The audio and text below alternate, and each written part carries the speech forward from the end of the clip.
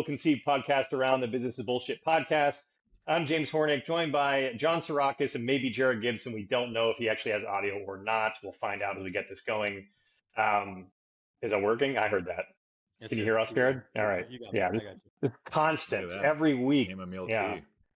And the funniest part, this time he couldn't get his headphones to work. All he had to do was turn them off and back on.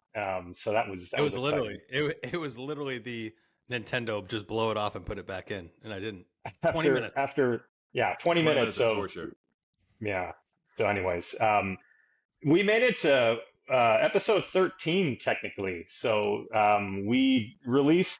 By the time you hear this, it'll be 2 weeks ago probably we released, but we were guests on another podcast. So our episode 12 was actually a guest appearance on the Get Shit Done experience. No, that was 13. John Moore. So this is technically 14.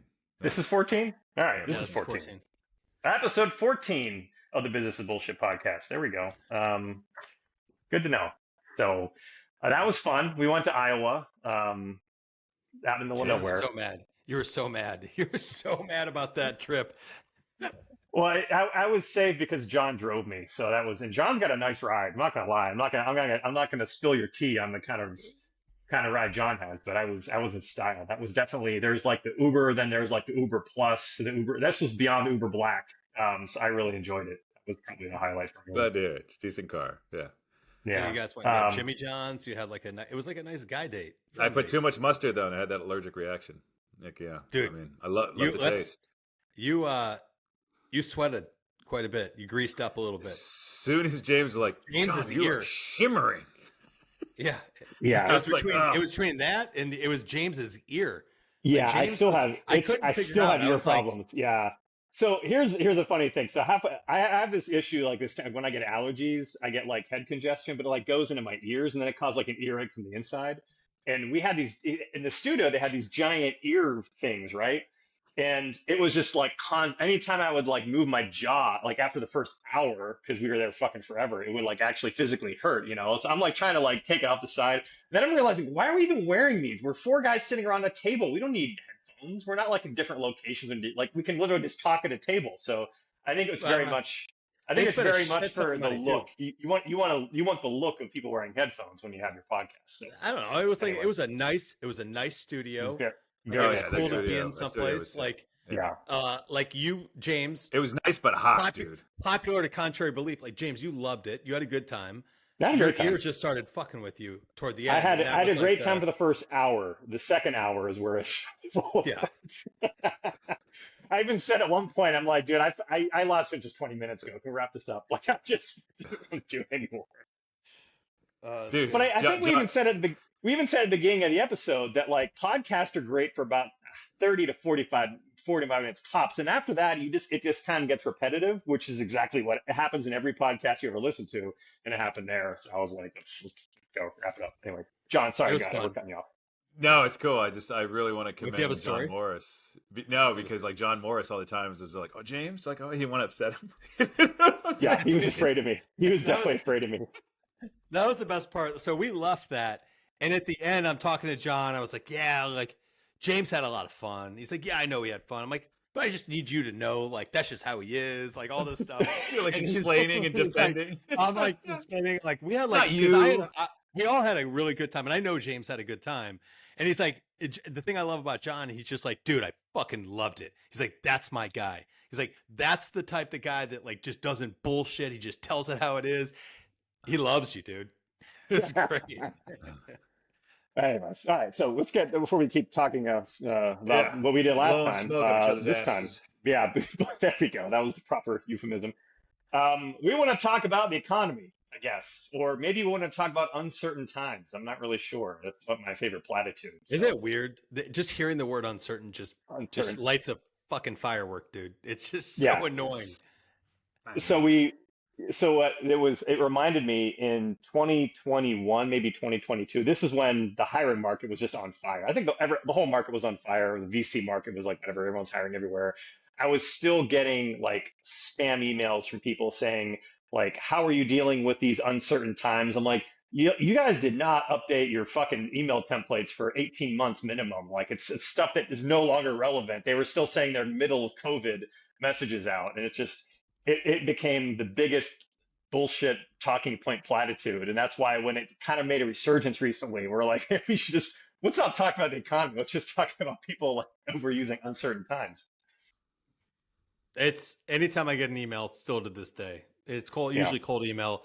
Like in these uncertain times, how do you not know that when you start a sentence with that, you immediately discredit everything about yourself? I want to know when are the certain times? When are the times where we know exactly what's going to happen and everything's great? Like when are those times? I'm still trying to wrap my head around. All right, death. You got death. You got there he goes. There we go. Yeah. You got taxes. You got disappointed in-laws. You got nosy neighbors. Yeah. And then of course change. There's always certainty in change, Yeah. you know, like styles that don't make sense. So there's definitely some certainties. So we want to. Sorry, I was gonna make a Cleveland sports joke, but you guys aren't in it, so keep going. I was gonna make another one, but I cut it out. Yeah. Well, don't cut it out. What's the other one? You know, wondering. We're cutting that out. No, we're not. We're not cutting that. We're not cutting that. We're not cutting that out because I was just gonna say a Cleveland sports team shits their pants. So I like John's a lot better than that one. We're not cutting it. No. Let's see what happens. That's good. I want to start this. If we talk about the economy here, I want to start the conversation because Jared and I were at a networking event yesterday. We were talking about uncertain times, which is where some of this came up. And there were, I believe we can talk about the economy and what's happening right now without actually getting political, because it just kind of is what it is. But the bigger thing is, it's because when we talk about it from the standpoint of business, like what can we do about what's happening right now, or what could companies do? And I maintain it's stuff they should be doing all the time anyway, which is why I think uncertain times are bullshit. But what Jared and I know is there was one or two people in this group that like got triggered a bit because to them it was all politics. And the thing is, like, people have the right to feel it any way they want to. But what I'm saying, it's a more nuanced conversation. Like, yes, what's happening right now in the business environment is because of a certain politician and certain policies around tariff and whatever. But that is what it is, you know. Like, it doesn't help us. It doesn't like dwelling on that and pointing blame and like complaining about it doesn't do anything. You have to, okay, what do we as a business? What are you going to do as an individual? What are you going to do? Is a more productive way that I like to look at it. But I want to acknowledge that, yes, that exists, but looking at it in terms of like, how do we actually address or should address, or is it bullshit even worrying about this stuff? I think that's a more productive conversation if you believe we actually have any productive conversations on this podcast. Anyways. Do we? Do we have productive conversations on this podcast? I'd like to think. I'd like to think that we give people permission to just throw their hands up and say, you know what, this is like everything we're worrying about, like it's all bullshit, you know. So I do think that I maintain that the better you get at calling out, recognizing nonsense when you see it, the happier your life is. Yeah. So let me ask. John, go ahead. No, pray tell, as we like to say in the South. Go. You're up. We're up. I think ultimately, like, all right, what are the things that are undeniable, though? That there's a shift. And that's what's freaking everybody out, right? There's always going to be this shift. But I look at the economy like the ocean. You know, sometimes it fucks you and takes some family members, right? And I mean, that's essentially what's happening right now. There's people that their businesses are literally like, you know, they're disintegrating and they're not able to figure it out. But the ones that will be able to figure it out, they're going to make some money. And there's going to be some others out of the people that don't figure it out. There's going to be other businesses that, you know, figure out how to make money from them. That's just the nature of the beast. If anything is certain, it's not actually a good economy, because that means it's going to be locked and other people aren't going to be entering because others aren't exiting. Yeah. So I think, and kind of building on that, I believe that the conversation Jared and I had, we were in this networking group yesterday, and it was like, what should companies be doing right now? There were actually a lot of great ideas. We were talking about like focusing on EBITDA, freezing open roles, which I hated hearing, obviously, as a recruiter, open communication. But then there's better ideas, like the larger companies are going to look for lower cost providers. If you're seldom in markets, pitch larger companies, you might make some wins. I love those. Yeah, there's like like looking and seeing like doing more content, more earned media, going to more networking events. Like business development is best done kind of in person. But there were double down on marketing and don't pull. Like everybody's going to run, you double down on it and stay ahead. No, but this is the beauty of it. If some of your competitors pull and your clients don't, that's how you win. So no, I want people to pull. So it's essentially more ROI for my clients. But you want people to pull okay. We'll get into this because this is a talk track later. But James, keep going. Yeah. My point was the conversation we had yesterday, it was productive. These are all things we should be thinking about. But my point was this. These are things we should always be thinking about. These are things that like you would be totally fine had you thought about these things 6 months or 12 months ago, as opposed to waiting until things are melting down. And I believe that the opposite of uncertain time isn't certain times, it's complacent times. It's when things are good, everyone goes on autopilot. And I think this is this human nature, every aspect of life is that when your business is running fine, you worry about other shit in your life. You know what I mean? And you have blinders onto things there because when things take a downturn, whether it's business, whether it's your personal life relationships, you get screwed worse when you don't expect it, when it happens suddenly out of nowhere, not when there's a 4-month buildup and you see it coming and everyone's watching the same movie. Like, say for what you want about like everything's been happening, it's like at this point, 3 months into it, there's no real surprise at this point.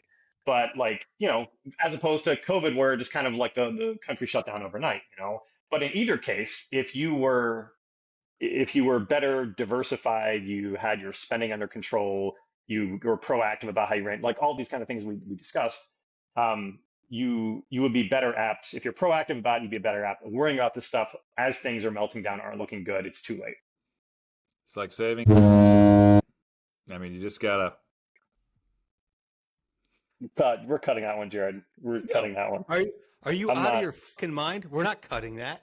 That is not being cut. People know what they're getting when they listen to this shit. It's that. Like, James, you just dropped some dynamite business knowledge, and John came over the top with some. Like, we're not cutting that. Yeah, we probably should cut that one. I don't know. After I said that, like the feeling wore off. There's zero chance I'm cutting that. I'm quitting this podcast if we cut that. We're not cutting that. We're not cutting it. We'll figure it out. But did you have a follow up to that, John?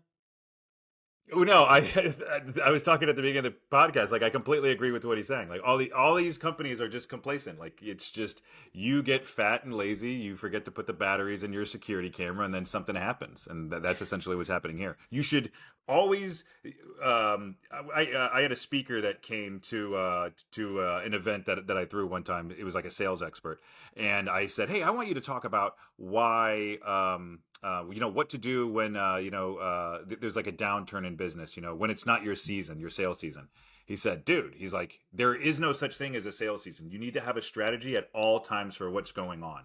So if all the companies that are, concerned, like the tariffs and everything, okay, that just means they did not have the capacity to plan and prepare for this eventuality. And then now that it's here, right? And then I guess the other thing that bothers me is it's always whoever's bitching.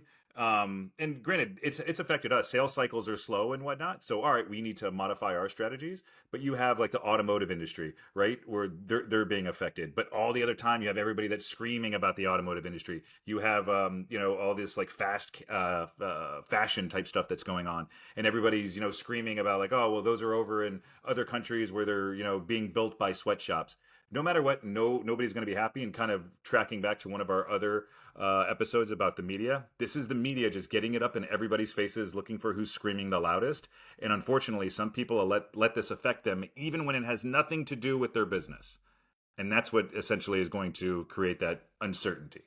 Well, I think that's the key, what you just said, right? So there's a lot of businesses that will slightly be affected by the downturn right now, where we're all thinking about it, right? It's like, I'm on a plateau. My company is on a plateau right now. Like, we're getting the people that are interested, but I just feel like people are a little shy to pull the trigger on spending money. So from a marketing perspective.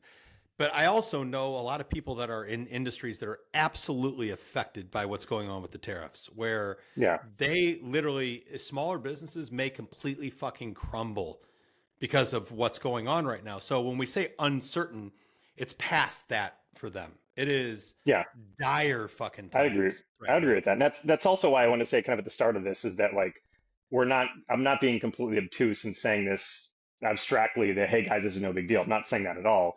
But I do believe that if it weren't Trump's tariffs, it'd be something else. There's always some next thing coming around the corner that's going to come and try to crush your business. That it's just the nature of the world. That's one. Can we all agree on something now?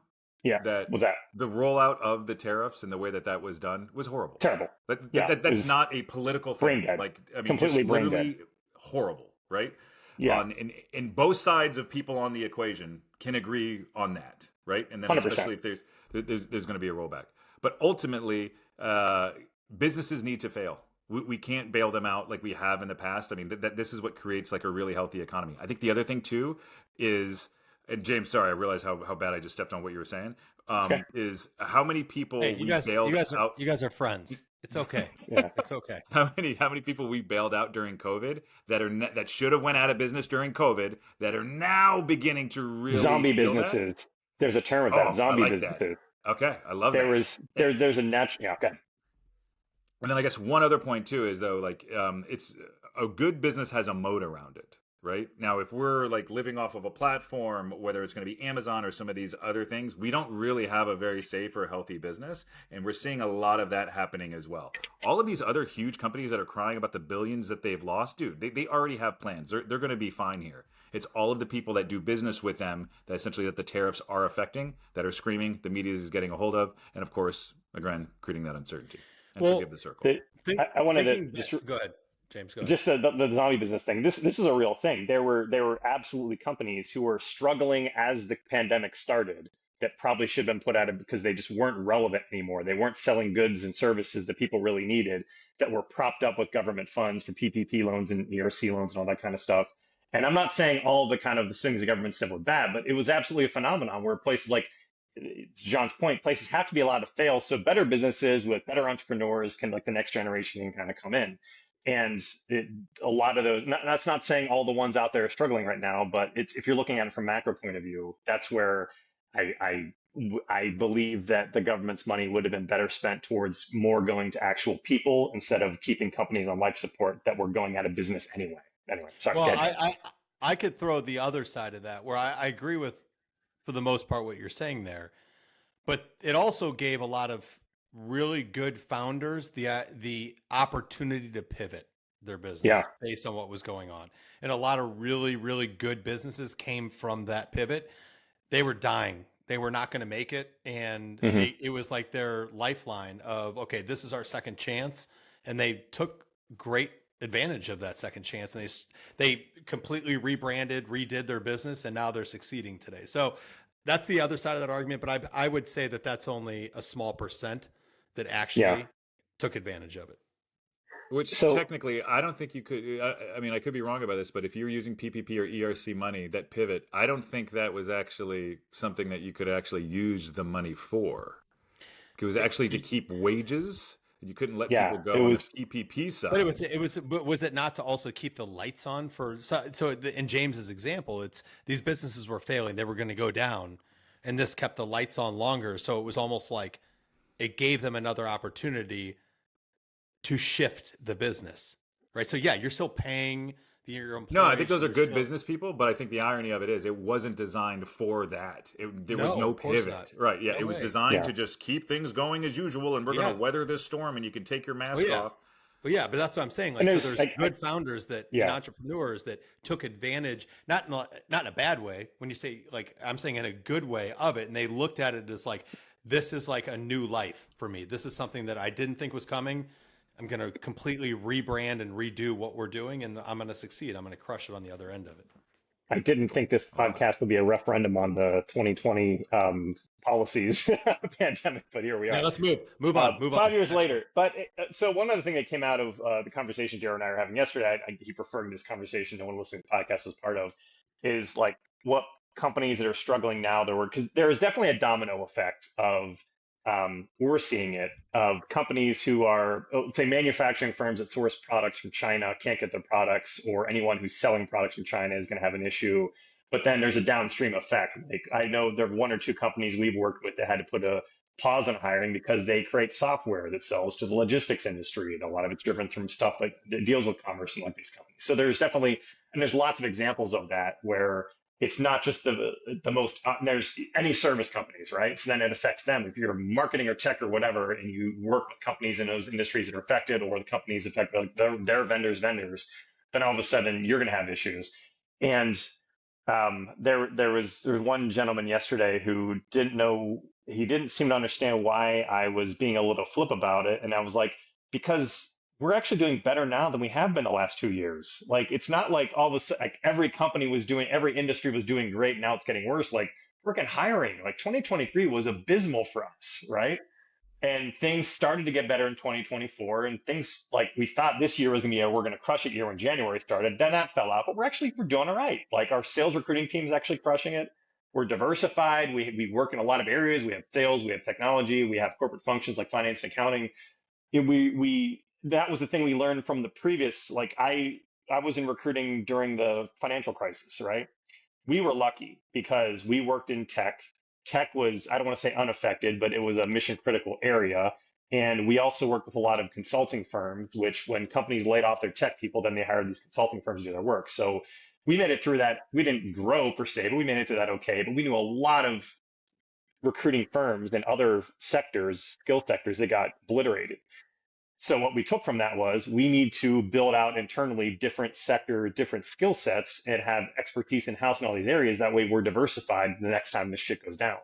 That was our takeaway from the last crisis. So long story short is that I do feel for anyone who's feeling the pinch now, but I say it from the standpoint, I've been feeling the pinch for 2 years now. And luckily we planned for this type of thing, because last time this shit happened forever ago, we knew that was the way we can kind of survive through it, which is what people should be thinking about.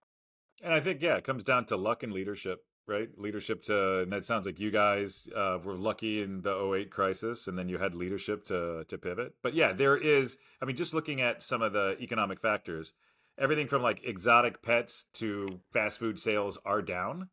Right. Yeah. So I mean, there is, some constraint that's occurring, but I think anybody that's in the business world or community that's just freaking out and they're just at the whim of whatever is happening sucks, and they need to go out of business.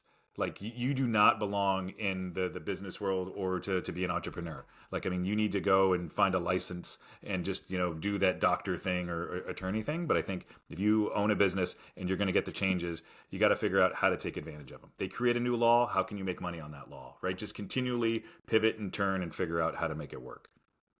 Yeah. It's like when Cooper Sterling lost the Lucky Strike account, and that was 80% of their business, like you had to have other things going on.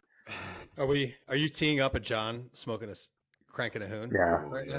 No, I'm rewatching Mad Men, so we're in season 5 now. So was it 80% of their client base? It was like they said like 60 or 80. They're one. That's client the worst. heavy. Never more than 20%. Yeah. Everybody knows that rule. So, but that's a lot of companies though. I mean, there's a lot of companies now there. If it's not one company, it's within one sector. I think that's the issue too. If you provide one service in one sector, you are opening yourself up to get screwed. Yeah. During COVID, we got lucky because we had a lot of essential businesses. So a lot of those essential businesses just slammed. And I mean, I think here too, for instance, if you can figure out how to, set up companies where people are essentially getting charged, tariffs here in the United States to offset that, I mean, that's a huge opportunity. You're going to see an explosion there where people are doing that. Anybody that's working in supply chain management right now, dude, they're just literally getting money, trying to shift over whatever business is going over to China to some of these other players. There's always going to be winners and losers. And there's going to be a ton of winners in this. I mean, so John, you and I are in the marketing space, and I would like to say not a strong belief, but like a hope. Maybe this is a bit of a hope that, and I have notes written down here, so this is why I'm looking, is that I feel like the downturn in 2020, you saw marketing cut drastically. Like, that's the first thing, as everybody always talks about. Like, first thing cut is always marketing, whatever. And I would like to believe that there's a new group of founders, there's a new group of executives at the helm today that view marketing in a different perspective than the ones back then, and even back in 2008, and when everybody was always cutting marketing, right? And like with the not invention, but the I completely disagree with everything AI. you're saying. Well, I'm not done yet. I'm not done yet. I know With AI, so you don't think that like with AI, people are going to can relocate head count, and they understand that attention is leverage, and that they're not going to continue to drive down on marketing today when a lot of people are pulling away. You think it's back to what it always like, dude, human nature is human nature, right? So you're always going to have percentages that are going to behave on, you know, the more risky side, and the ones that are going to be on the more tolerant and or I'm sorry, on the more conservative side. So I think, yeah, it's always going to be the same game. And you're going to have some that are going to pull back, and you're going to have some that are going to stay in. You're going to have some that are going to be lucky. Some that are I don't disagree with that. I don't disagree with that. I agree with you there. My hope and what I think is that I just think there's a more savvy tech understanding, like that they can use AI to offset other costs and continue to push marketing and understand the value of marketing and what it brings. So I just think, like you're saying that it's like this. I think it's more like this today. There's always people to pull back from it. Jared thinks it's going to be different this time. No. Yeah, that's exactly right. So I think, like, have you ever sat down with? Maybe I'm just trying to convince myself that it's going to be different this time. So have you ever sat down with this? By the way, what the fuck is this time? Are we even in anything right now? That's the whole point of this podcast. What does that mean? This time?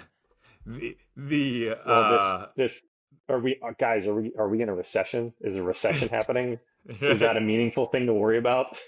But I think so. When you're like speaking to like a founder, a CEO, or, you know, somebody that's in charge of like a company that, you know, you got millions of dollars in spend, right? And you're showing them data, and that data is saying, hey, this is more than likely what's going to happen, and they literally will go, you know what, my gut's telling me. And you can't argue with that. That's their instinct. That's what got them there. And that's what you're going to see here. People are going to instinctually pull back, and then some are going to stay in. And it's just the nature of it. But the ones that pull back, you know, if it works for them, great. But as a marketer, I feel that they deserve to lose. Who's the one standing at the top of the fucking mountain when it's all said and done? Lord Almighty. You don't think it's the ones that are staying in it? I think it depends. For instance, right now, if you have money that are in like directories, the Lord Almighty was your fucking answer for that. I didn't know where you were going with the question either, to be honest. I mean, like who, if you are like, you know what, like we're going to keep going, we're going to keep our dollars, and we're going to keep creating like all this stuff. You're going to say if you manage your budget properly, yes. Yeah. But the other thing 100%. Too is there's shifts going on everywhere, right? So like AI is, for instance, like what Google has done. Google has chopped the knees out of a lot of other companies that people used to advertise with. Like if you're in a directory or you used to advertise and get your business from a directory, I would almost bet or guarantee that you have lost a huge number of leads from those. And it's essentially not that the directory is ineffective. It's because the traffic that used to go to them is no longer going because you have Google Gemini now, the results that show up on the top of a search. So I think just really looking at your budget and how it's working and having somebody tell you where the return is going to come from with experience. Yeah, I think stay in it and advertise when you're when everybody else is not going to. Market where everybody else isn't going to. And you are more than likely going to win. But you have to be looking at the data and the numbers. What about somebody as a salesperson? John, you're a salesperson. Like you run, like you're head of sales at your company. Mm-hmm. Where's your head at on all this? Everything exactly what I just told you. Exactly. I mean, it's from a sales perspective. Are you like, I'm doubling down? Or are you just going to keep doing what you're doing? No. So we just shifted. All right. So I'll give this one out to our 6 listeners or something. Like what does your old school mailbox look like? It's almost empty. Dude, that means you literally have way more attention span in somebody's inbox, their mailbox now. So we're going to go with direct mail. And we're doing things that, all right, we're going to shift. Where everybody's going to go digital, everybody's going to do this. You just have to go in that other direction. So that's the way that we're looking at our marketing for ourselves. And of course, that leads into, and I'll even say this too. This is a claim. Anybody that works in marketing that has never done sales is going to be way less of a positive or good marketer than anybody that's done sales. Like that goes back to David Ogilvy and all of the others. So that's how we look at it. Yeah, I mean, my background's in sales. I think that was the greatest asset that I could ever bring to marketing was the fact that I've been in sales my entire career. Hands down. And understand it. I met some marketers this week that literally like have never done sales, and they're so disconnected from the connection that has to happen between the customer and whatever communication has to be sent to them. I was like, Jesus. I was like, no. I mean, so I need to figure out some things with our team where they're going to be front and center on some sales. I can't wait for them to listen to this and know that you were judging them the entire time. That'll promise to subscribe. I love when marketers fight. You guys got in for a second there, and maybe you're going to get into it with some listeners now. If they don't like what you had to say. I feel like we kind of I kind of agree with him. I think listen. I've run a marketing agency. It's not even it's more of a sales play, but it is in the marketing space. So I'm hoping that people understand, but I'm also hoping that founders and executives understand the importance of building their personal brand, which doesn't happen. Well, most of it's outside of their comfort zone for most people. So there's a lot of hope in my conversation with John right there. But John's probably right. People aren't going to change their mind. But that's also, but that means you have to double down. You have to get more aggressive. And this is the thing. Like, we had an amazing economy for years. And James would probably know this better than me. Like, up to like 2020, probably like 2012 to like 2020 was like an amazing economy. Everything was very stable for the most part. But what we're seeing now, this is the reality. Like, this is okay. This is what has to happen. And all right, if you're worth your salt, then you're going to kick some ass, goddammit. And if you're not, then find a different game. The challenge, there was a whole generation of recruiters that had never seen a down market when things were hard. Like the entire 2010s were just an easy time to be a recruiter or be a salesperson at a recruiting agency and whatnot, because things just got better and better and easier and easier. And then all of a sudden things got hard. What were you guys doing in 2008 during the collapse? Where were you working?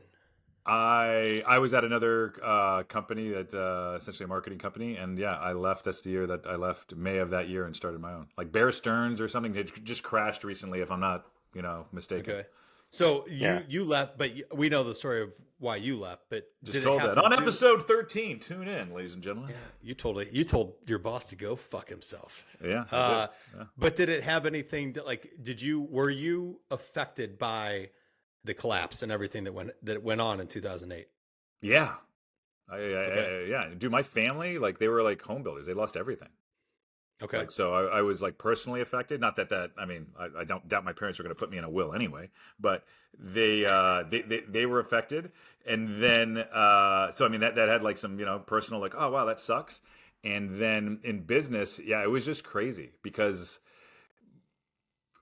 everything constricts when everybody gets scared. It's like before you go into a house or something, and somebody's like, whoa, dude, before you go, and you're like, whoa, what the fuck, man, whatever. It's like, and whatever rules they tell you or whether they tell you it's haunted, like, you're now on edge, and that's what happens in this situation. But as I said in the other episode, man, if you can find a way to get comfortable being uncomfortable in these things, and actually it tends to work out better than not. Yeah. James, 2008, were you in you weren't in recruiting yet? I was at Hirewell, so I was year 3 at that point. I was a tech recruiter. We were a small org back then. We were like 6 to 8 people roughly in that time frame. So I mean, that was the thing too. We were a smaller firm. We had a few good core anchor clients that made it through. Like I said, it wasn't a period of growth or anything like that, but it was equally scary, but we were fine, I guess, compared to a lot of the industry. So like tech services was the one area where just you can't do without it. So, and it was a different, like, the bigger thing now is that I would say the last 2 years is the first time I've seen my entire career. I'd say once everything recovered from the .com crash, which is a different animal entirely, this is the first time where like tech is not hot like it used to be. And that was unfathomable, that for 20 straight years, like, tech was on fire. You can never find enough tech people. And now, just that's more because of AI and probably AI plus some of the economic things happening when VC funding kind of got pulled back and there wasn't like as much demand for kind of technology to kind of start companies. It's not dead by any stretch, but again, that's why we've been in this, hiring and recruiting has been in this kind of down phase for 2 years now. So everyone also just catching up to what we've been seeing. Yeah. I mean, I was selling telecom bill audits, contingency based. So companies were looking to save money. It wasn't, dude. We were going in, and yeah, it was a great company. I was there for 9 years out of college. Wow. Telecom And bill audits, huh? we literally would go into, and I would meet with CFOs, and we would talk about like, we're going to build an inventory of all your telecom services, and we're going to audit all your services, and we're going to find billing errors that you've been screwed over by from AT&T. Oh, that's pretty cool. And so you literally find money in their business. Find money in their business. And it was dude, like, so they're always happy. Always happy. Like, and if we don't find anything, they're not paying us anything. So it was like, for us at the time, it was like, I was young, dumb, and naive. And I was like, oh, I didn't even know there is a downturn because I'm still selling all these telecom bill audits. So it was. We have like, a client that does that. Yeah. Who's the client? Yeah, yeah. Probably not as good Cost as Spyglass. Costsavings.com, everybody. Spyglass.net. What? But I one of the things that I don't, when we talk about the word uncertainty, the problem with uncertainty right now is that we don't know what's going on. And if anybody says they do, then they're full of shit.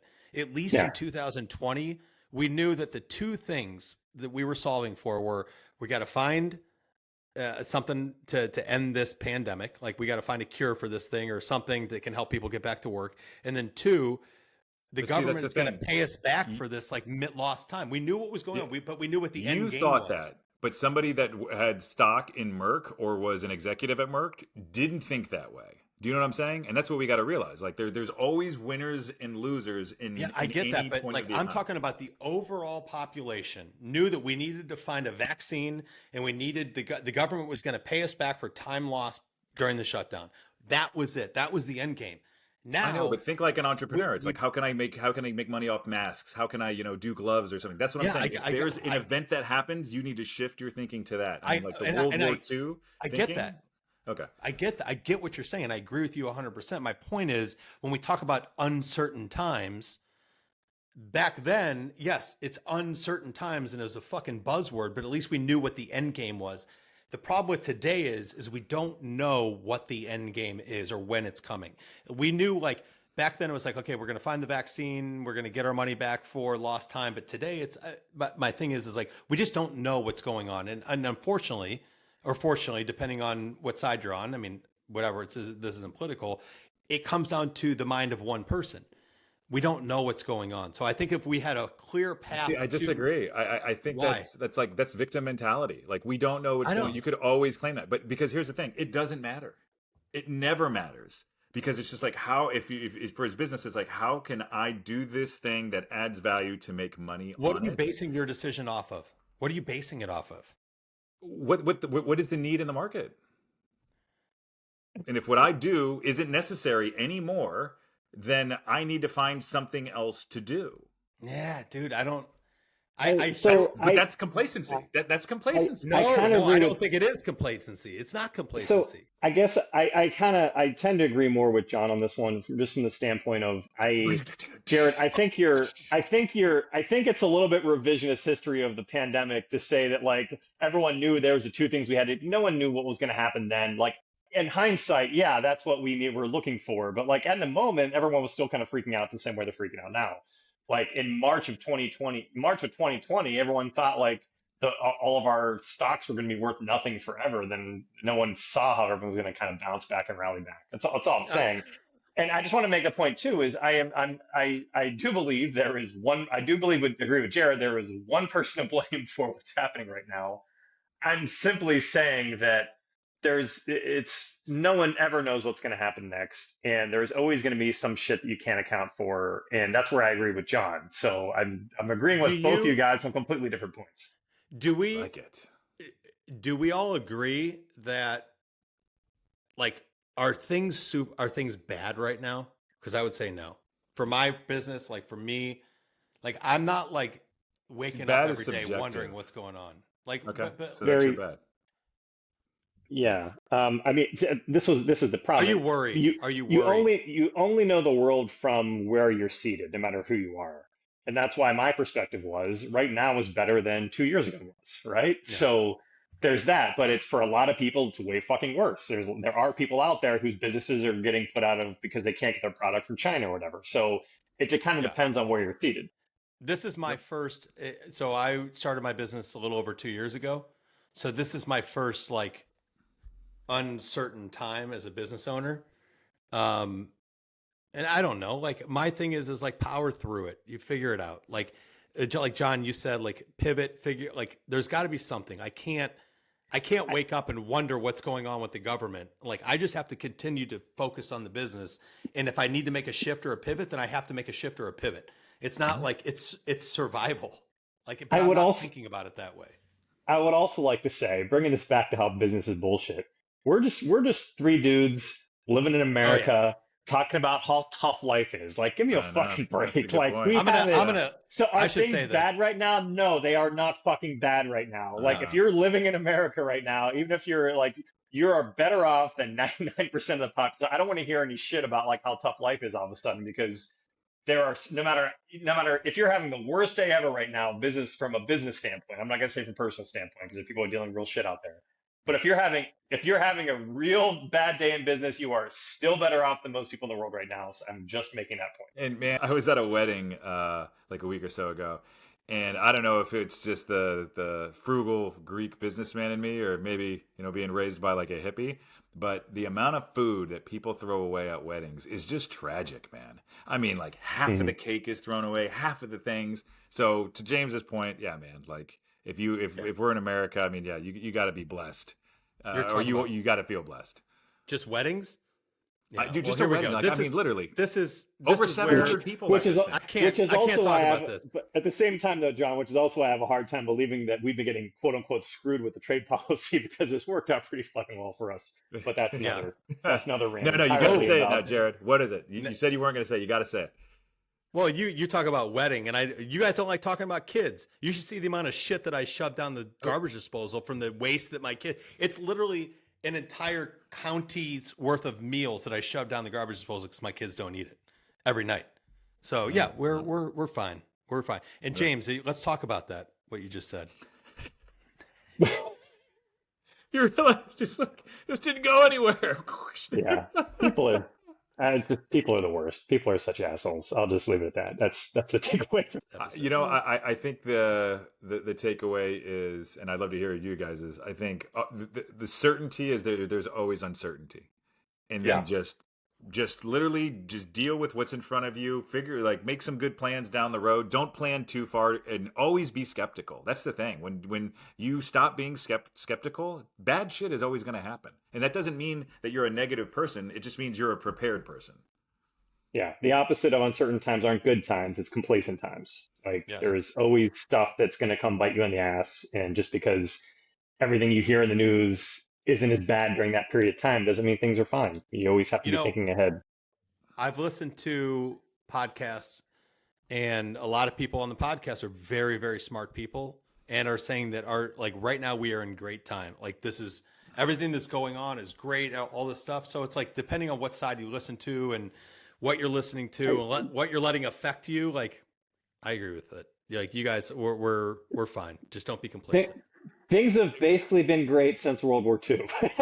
Just so now. Yeah, that's a good point. It reminds me of that kind of thing that for coaching, where they tell you like how to stay humble. You're never as bad as they say you are, but you're never as good as they say you are either.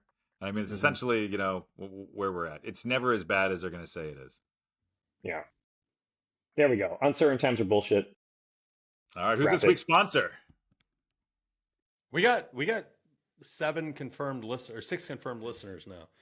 Oh man, I actually had someone. I'm going to butcher her last name. Oh, do it. Adrienne. Oh, I'm sorry. I'm going to butcher her last name. I should have asked her how to pronounce this. Schleeman. No, I can't do it. I'm gonna hit her up afterwards. Total white dude pronunciation. Good yeah, job. That's awful. That's embarrassing. Schleeman. Yeah, she's great. She's listened to the podcast. She's going to murder me for not how to pronounce her last name. She said that to you? She said that she listens to it, or? Yeah. She goes and takes a walk or drives around or whatever, loves the podcast. So awesome. Thank you. We love you. Yeah. And thank you for listening. I'm not cutting anything out of this episode. We're not cutting anything out of this episode. I kind of think you should. It goes to me. I could cut it out. I mean, I could, You really think so? I don't think so. You know what? This is the test. When I feel like really awful, like the next day, and I get worried, I think then it's like, maybe we should cut it out. Jared, I think you should listen to me on this one. Anyways, let's wrap it. That's a wrap for episode 14 of the Business is Bullshit podcast. Catch us on iTunes, Spotify, YouTube. James Hornick, Jared Gibson, John Soraka signing off and reminding you that business is bullshit. Thanks, guys.